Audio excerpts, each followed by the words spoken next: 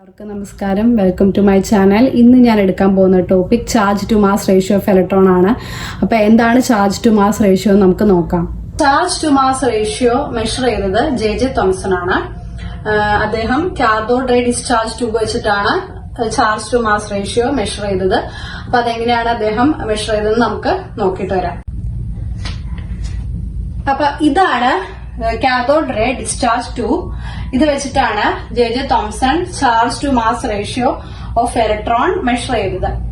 അപ്പൊ ഈ അപ്പാരറ്റസില് ഇത് കാഥോഡ്, ഇത് ഈ ബാറ്ററിയുടെ, ഇത് ഹൈ വോൾട്ടേജ് ബാറ്ററിയാണ്.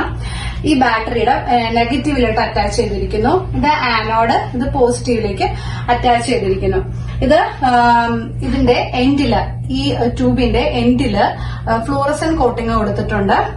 അപ്പൊ ഇത് മാഗ്നറ്റിക് ഫീൽഡും ഇലക്ട്രിക് ഫീൽഡുമാണ്. ഇതിപ്പോ നമുക്ക് പിന്നെ നോക്കാം.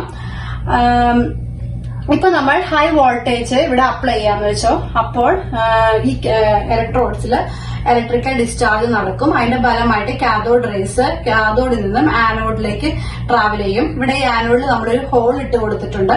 അപ്പൊ ഈ ഹോളിലൂടെ ഈ കാഥോഡ് റേ ട്രാവൽ ചെയ്ത് അവസാനം ഇത് ട്യൂബിന്റെ എൻഡിൽ വന്ന് സ്ട്രൈക്ക് ചെയ്യും.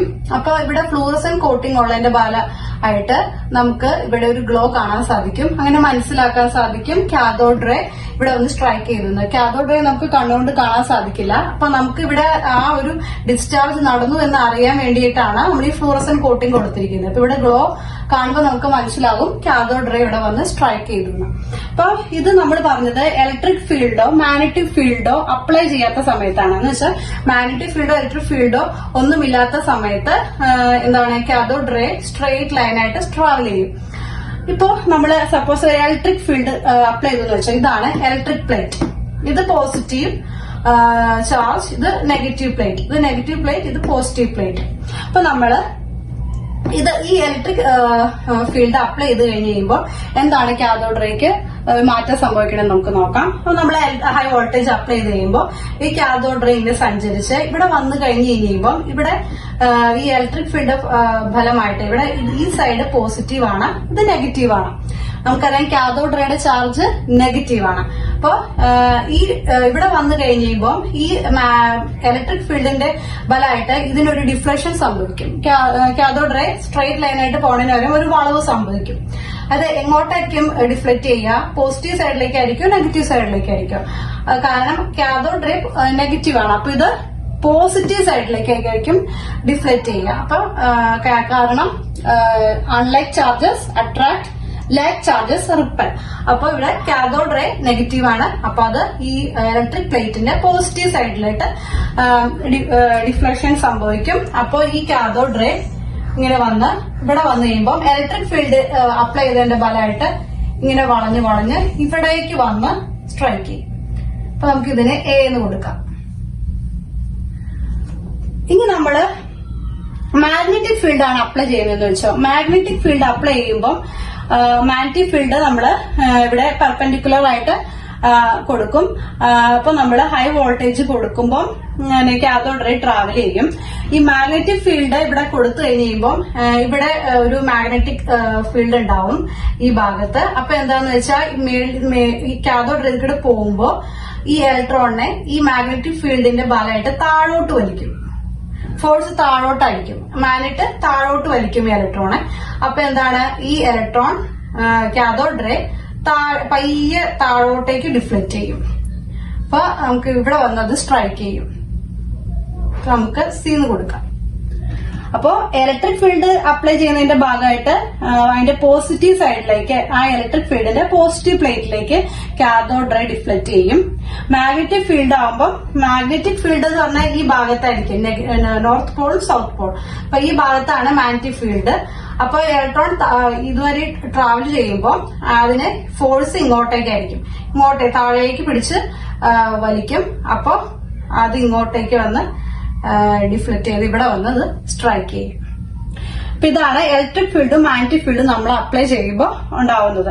ഇപ്പൊ നമ്മൾ ഇവർ തമ്മിൽ ബാലൻസ് ചെയ്യുകയാണെങ്കിൽ, ഇപ്പൊ ഇലക്ട്രിക് ഫീൽഡും മാഗ്നറ്റിക് ഫീൽഡും നമ്മൾ അതിന്റെ സ്ട്രെങ്ത് ബാലൻസ് ചെയ്യുകയാണെങ്കിൽ എന്താണ്, പരസ്പരം ഈ ഫോഴ്സുകൾ ക്യാൻസൽ ചെയ്തു പോകും. ഇപ്പോൾ സത്യത്തിൽ ഇവിടെ എന്താ സംഭവിക്കുന്നത്, ഇലക്ട്രിക് ഫീൽഡും മാഗ്നറ്റിക് ഫീൽഡും നമ്മൾ ഒരുമിച്ച് അപ്ലൈ ചെയ്ത് കഴിഞ്ഞ് കഴിയുമ്പോൾ ഇവിടെ ഈ ഇലക്ട്രോൺ ഇങ്ങോട്ടേക്ക് പോകാനുള്ള ഒരു ടെൻഡൻസി ഉണ്ട്. കാരണം ഇത് പോസിറ്റീവ് സൈഡാണ്. അപ്പൊ ഇലക്ട്രോൺ ഇങ്ങോട്ടേക്ക് സഞ്ചരിക്കാൻ തുടങ്ങും. അപ്പൊ ഇവിടെ മാഗ്നറ്റ് ഉണ്ട്. അപ്പൊ മാഗ്നറ്റിന്റെ ഫോഴ്സ് താഴോട്ട് വലിക്കും. അപ്പൊ ഇത് ഇങ്ങോട്ട് വലിക്കും. അപ്പൊ അങ്ങോട്ട് മേളിലോട്ടും താഴോട്ടും ഒരു ഫോഴ്സ് ഈ ഇലക്ട്രോണെ ഇങ്ങനെ വലിക്കുന്നുണ്ട്. അപ്പൊ നമ്മള് ഈ രണ്ട് ഫോഴ്സും ബാലൻസ് ചെയ്ത് കഴിഞ്ഞാൽ ഈ രണ്ട് ഫോഴ്സും ഈ ക്യാൻസൽ ചെയ്ത് പോകും. അപ്പോൾ എന്ത് സംഭവിക്കും? അപ്പോൾ ഈ കാഥോഡ് റേ പഴയ മാതിരി തന്നെ സ്ട്രെയിറ്റ് ലൈനിൽ സഞ്ചരിച്ച് ഇവിടെ വന്ന് സ്ട്രൈക്ക് ചെയ്യും. നമ്മൾ രണ്ടും മാഗ്നറ്റിക് ഫീൽഡും ഇലക്ട്രിക് ഫീൽഡും രണ്ടും നമ്മൾ ഈക്വലൈസ് ചെയ്ത് കഴിഞ്ഞ് കഴിയുമ്പോൾ കാഥോഡ് റേ സ്ട്രെയിറ്റ് ലൈനായിട്ട് സഞ്ചരിക്കും. ഡിഫ്ലക്ഷൻ ഡിപ്പെൻഡ് ചെയ്യുന്ന കുറച്ച് ഫാക്ടേഴ്സ് ഉണ്ട്. അത് ഏതൊക്കെയാണെന്ന് നോക്കാം. First one, magnitude of the charge of electron. എന്ന് വെച്ചാൽ ഇപ്പൊ കാഥോഡ് റേയുടെ ചാർജിന്റെ മാഗ്നിറ്റ്യൂഡ് കൂടുതലാണെങ്കിൽ, ഹയർ മാഗ്നിറ്റ്യൂഡ് ആണെങ്കിൽ അതിന്റെ ഡിഫ്ലക്ഷനും കൂടുതലായിരിക്കും. അതുപോലെ next one, mass of the particle. ഇപ്പോൾ ഈ ഇലക്ട്രോൺ അല്ലെങ്കിൽ കാഥോഡ് റേയുടെ സൈസ് കുറവാണെങ്കിൽ ഡിഫ്ലക്ഷൻ കൂടുതലായിരിക്കും. കാരണം അത് പെട്ടെന്ന് ട്രാവൽ ചെയ്യാൻ സാധിക്കും. സൈസ് കൂടുതലാകുമ്പം അത് പയ്യെ ആയിരിക്കും അതിന്റെ ഡിഫ്ലക്ഷൻ സംഭവിക്കണേ. സൈസ് കുറവാണെങ്കിൽ അത് പെട്ടെന്ന് ഡിഫ്ലക്ട് ചെയ്ത് പോകും. Third one, strength of electric or magnetic field. നമ്മൾ കൊടുക്കുന്ന ഇലക്ട്രിക് ഫീൽഡോ മാഗ്നറ്റിക് ഫീൽഡിന്റെ സ്ട്രെങ്ത് കൂടുതലാണെങ്കിൽ ഡിഫ്ലക്ഷനും അതനുസരിച്ച് കൂടുതലായിരിക്കും. അപ്പൊ ഇതൊക്കെയാണ് ഈ ഡിഫ്ലക്ഷന് ഡിപ്പെൻഡ് ചെയ്യുന്ന factors. Magnitude of the charge of electron, mass of the particle, strength of the electric or magnetic field. Mass of the particle എന്ന് പറഞ്ഞാൽ ഡിഫ്ലക്ഷനായിട്ട് ഇൻവേഴ്സ്ലി പ്രൊപ്പോർഷണൽ ആണ്. കാരണം മാസ് കൂടുതലാണെങ്കിൽ ഡിഫ്ലക്ഷൻ കുറവായിരിക്കും, മാസ് കുറവാണെങ്കിൽ ഡിഫ്ലക്ഷൻ കൂടുതലായിരിക്കും. അപ്പൊ ഈ ആക്യുറേറ്റ് മെഷർമെന്റ്സ് ഒക്കെ വെച്ചിട്ട് J J Thomson charge to mass ratio അത് കാൽക്കുലേറ്റ് ചെയ്തത്. സോ എന്താണ് ഈ e by m e ratio is equal to, e എന്ന് പറയുന്നത് magnitude of the charge of the electron, m e എന്ന് പറയുന്നത് മാസ് ഓഫ് ദ ഇലക്ട്രോൺ. അപ്പൊ നമുക്ക് ഈ റേഷ്യോ കിട്ടിയിരിക്കുന്നത് 1.75820 into 10⁻11 Coulomb കിലോഗ്രാം ഇൻവേഴ്സ്. അപ്പൊ ഇ എന്ന് പറയുന്നത് മാഗ്നിറ്റ്യൂഡ് ഓഫ് ദ ചാർജ് ആണ്, എം ഇ എന്ന് പറയുന്നത് മാസ് ഓഫ് ദ ഇലക്ട്രോൺ ആണ്. അപ്പൊ ചാർജിന്റെ യൂണിറ്റ് ആണ് കുളം, മാസിന്റെ യൂണിറ്റ് കിലോഗ്രാം. അപ്പോ ഈ ഒരു പാരറ്റസ്, ഈ ഒരു എക്സ്പെരിമെന്റ് വെച്ചിട്ടാണ് J J Thomson charge by mass ratio കണ്ടുപിടിച്ചത്. ചാർജ് ടു മാസ് റേഷ്യോ എന്ന് മനസ്സിലായെന്ന് വിചാരിക്കുന്നു. Thank you for watching.